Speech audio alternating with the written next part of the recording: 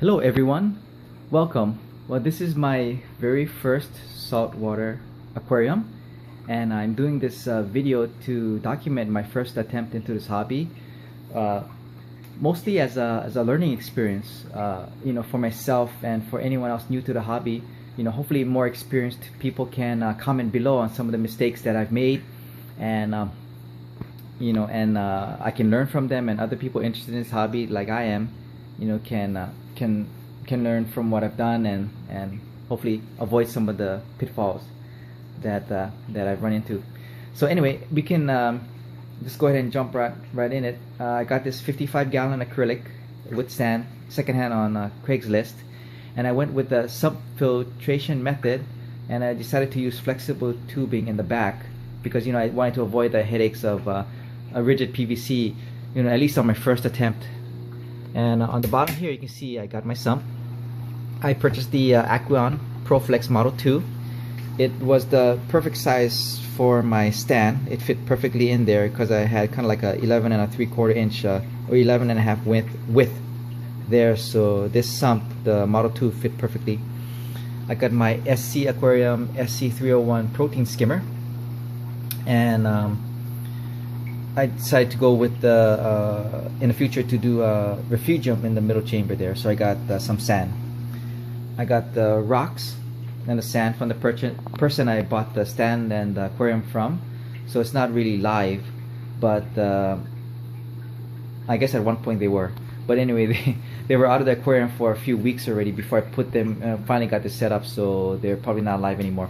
Well, hopefully they do have some kind of beneficial bacteria in them, still dormant, and hopefully they're waking up right now.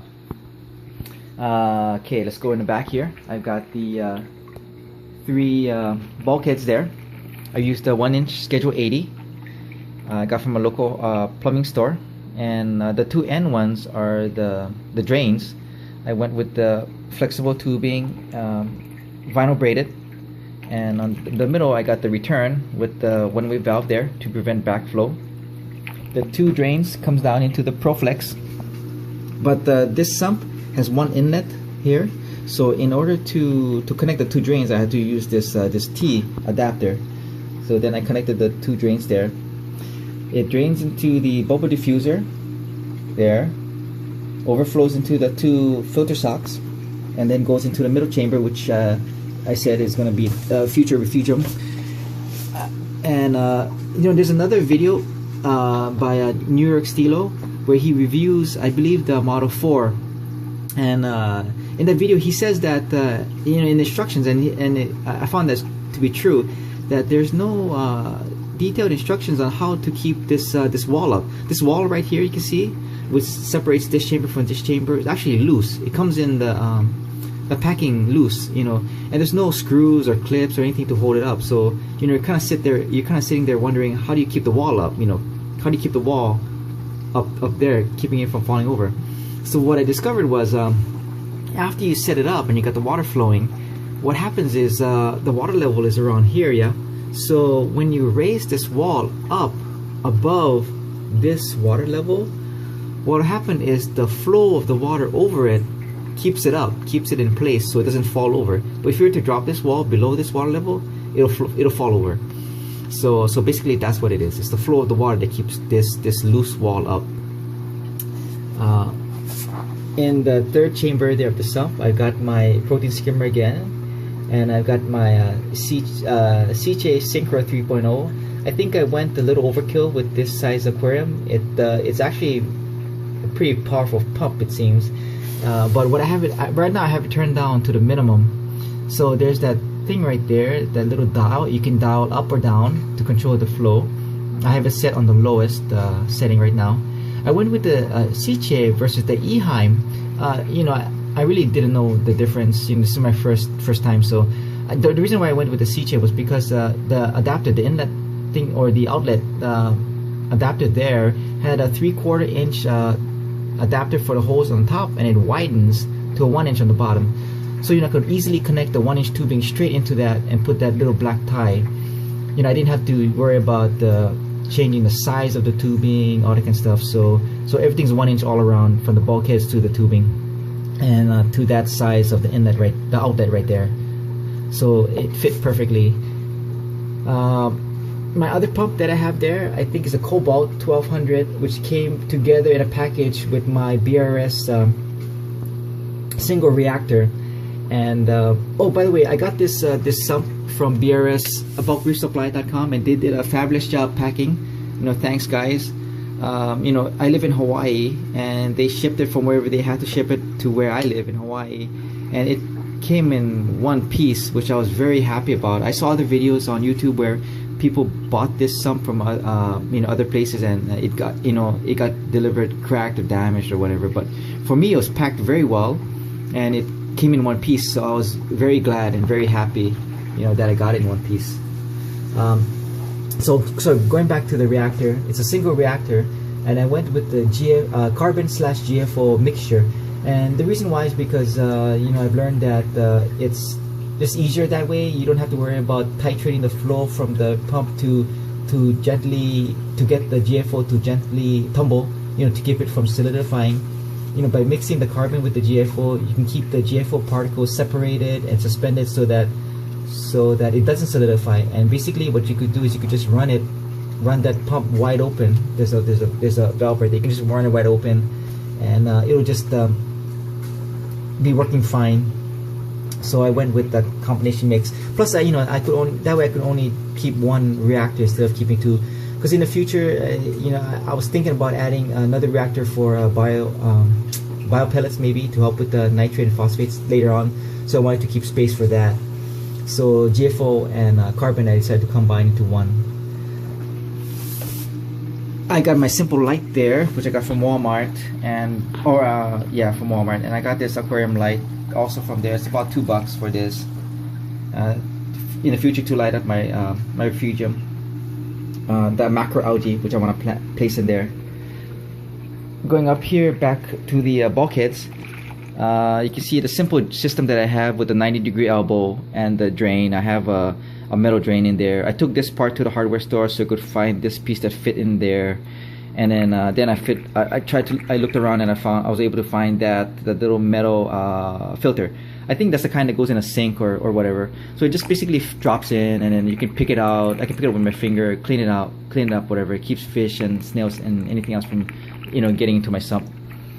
And when I drilled, because my tank didn't come drilled, when I drilled my tank, I put the bulkhead right there. So I didn't want the water level to be that low. You know, I didn't want to just have that much air. You know, so to raise the water level, what I did was I put a 90-degree elbow in the bulkhead drain, so I effectively raised my water level. And it's right now, you can see that it's tilted slightly to the side. Originally I had it straight up, and my water level was like right there. But what happened was when my return pump, when I had it on, it wasn't even on 100%, and it was like almost overflowing. My drains basically wasn't keeping up with my return pump. So what I discovered, messing with it a little bit, you know, I even turned my pump down to minimum, and it was still overflowing. So I don't think it was draining properly when it was like straight like this. So what I ended up doing was I tilted it a little bit, and now it's draining. Both of the drains are tilted slightly to the side, and it's draining a lot better. It's keeping up with the Siche, the return pump, very well. So I'm happy with that. You know, I'm glad that worked out. So you can kind of see the drain action there, right there on the drain. Now I know other people have done more elaborate type of drain system. You know, I didn't go with the overflow boxes at all. You know, so it's very simple system. Effective, I guess. You know, the return pump there, you see I don't have anything on it. It's just shooting straight into the aquarium. When I did first set up this aquarium, I had a problem with micro bubbles, but that's clearing up. And so, you know, if you do set up your aquarium for the first time, don't be too surprised. I had a lot of micro bubbles, like so much. My tank was cloudy. I couldn't even see through the whole thing. There was so much micro bubbles in it. But I guess through a process of becoming more mature, I don't know what it was, but the micro bubbles have cleared up a lot. I mean, you can see just barely some micro bubbles shooting out of the return. And the tank water itself looks pretty clear. So, you know, and hopefully other people more experienced can do videos on micro bubbles. I didn't see too many. That's why on how to effectively deal with micro bubbles. you know, I see people on YouTube that have that's having a lot more issues with that than I seem to, knock on wood, seem to be having right now. So if it ever does come up again, hopefully it doesn't, but I don't know. I really don't know how to deal with it at this point. And yeah, so I also going, sorry, up here I got the light. So I got the Aquatic Life Edge. It's a 48-inch long one, and I got this because it has a colored lights, white light, and moonlight. It also has a sunrise sunset feature and a built-in timer. So you know, it really does a lot for the price. It was a really good price too. And I got the max spec gyri.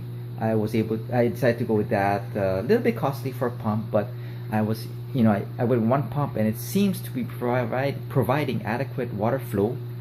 I have it set on 50% right now. When I had it set on 60%, oh, this is the 130 model, by the way. When I had it set on 60%, it actually, when in reverse mode, it actually was making divots in my you know, sand and stuff. So you can see all of these. The sand bed when I first set it up was pretty flat. Now, you know, it was kind of, it's like really uneven. I think that's because of my I had the pump set too high at 60%. So right now I think I have it set on 50 or 40%. And you know, when I did have the micro bubbles in it, I could see that they was providing very good, you know, circulation, and you know, I'm happy with it right now. For my temperature, see, all I have is a simple thermometer right there, and luckily, like I said before, I live in Hawaii, so very temperate climate right now. You can see if it focuses. Let's see. Hopefully it'll focus right there. But if not, I don't want to stay here too long. It's right around 78 degrees. It's the middle of the day here in May, so it's pretty good. And I've never, even at night, you know, so far I've never seen fluctuations in temperature. Luckily I live here, so I don't have a heater or a chiller. Save a lot of money there. The other thing that I didn't go with at this point was oh, there you go. The other thing I didn't go with at this point was a Aquarium Controller, because there's really nothing that I have that's at this point that needs really that type of, you know, control. I think, you know, monitoring control. I can always monitor my water parameters myself, the temperature and the pH, whatever. But I don't have like a calcium reactor. I don't have a any kind of system like that, and I don't have heaters or chillers, or, you know, not to worry about temperature problems where I live. So I didn't see a point of getting an Aquarium Controller at this time. In the future, definitely I'm looking into it, but you know, for now I just got a simple power strip with timer, and I got a ground fault GFCI ground fault circuit interrupter on my outlet over there, so that you know, in case of water, you know, whatever, it'll trip the outlet. So I think that's about it for now. Oh, the protein skimmer here, when I set up for day number 1, didn't really have much foam. It was pretty clear. But now on day number 3, 4 today, you can see that it actually is producing some foam right there. So I'm oh, focus, there you go. So, you know, I'm happy. You know, I have no idea what I'm doing, but I hope that that I have it set up correctly. But it looks like it's producing some kind of brownish liquid there, and foam's coming up more foamy than it was on day number 1. Day number 1 it was like nothing. So I guess because, you know, there wasn't really anything that the protein skimmer could pick up. But now seems to have something going on in the aquarium. So I'm getting excited. Yay, something's going on. Yay, got some gunky stuff there. Excited about that. And now basically day number 3, day number 4 of my my tank process is, I guess the next process would be cycling. So I put in some, you know, I guess the method I've chosen is to go with the adding food to it and let it rot method. So that's the method I'm gonna use.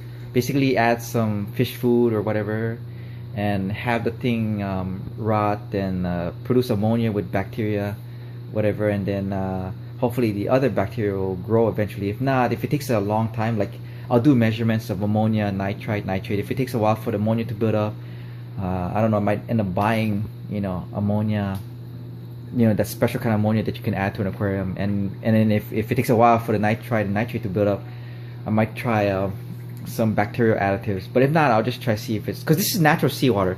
Another thing about where I live is I'm able to get seawater straight from the ocean. Now I know there's good and bad things to that, but this is not saltwater mix. This is seawater from the Pacific.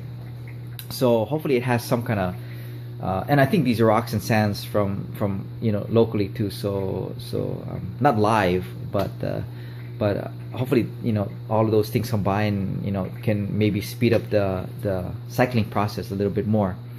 Okay, so that's about it. Making this video too long now, so I'll go ahead and update later when I go through the cycling process. Thanks for watching, and please add comments below. Anything that you see that I've done wrong, or that I could improve on. Definitely, please leave your comments. But I really appreciate everyone watching this video. Thank you very much, and good luck to everybody like me, getting into the hobby. Hopefully we all can survive and end up with a nice tank with living fish in it one day. Okay, thanks everybody.